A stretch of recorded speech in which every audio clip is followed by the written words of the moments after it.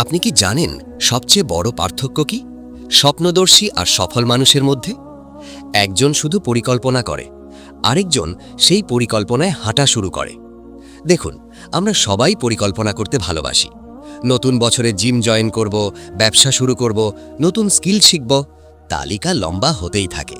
কিন্তু সত্যি বলতে কি, শুধু ডায়েরিতে লেখা লক্ষ্য কখনো বাস্তব হয় না। শুধু মনে মনে স্বপ্ন দেখলে সাফল্য আসে না। জীবন বদলায় যখন আপনি সকাল ৫টায় উঠে জিমে যান, আপনি ভয় সত্ত্বেও প্রথম পদক্ষেপ নেন, আপনি ব্যর্থতাকে শিক্ষা মনে করে আবার চেষ্টা করেন, আপনি কথা কম বলে কাজ বেশি করেন। একজন মানুষ ৫ বছর ধরে বই লেখার পরিকল্পনা করছেন, আরেকজন প্রতিদিন ১০০ শব্দ লিখছেন। কে সফল হবে? যে প্রতিদিন ১০০ শব্দ লিখছে সে ৬ মাসে একটা বই শেষ করে ফেলবে। আর পরিকল্পনাকারী, সে হয়তো এখনও পারফেক্ট টাইম খুঁজছে। মনে রাখবেন, ছোট ছোট কাজ বড় সাফল্য আনে। অসম্পূর্ণ কাজ সম্পূর্ণ পরিকল্পনার চেয়ে ভালো। আজকের একটা পদক্ষেপ আগামী দিনের ১০টা পরিকল্পনার চেয়ে শক্তিশালী। তাই আর দেরি কেন? যে কাজটা করতে চাইছেন আজ থেকেই শুরু করুন।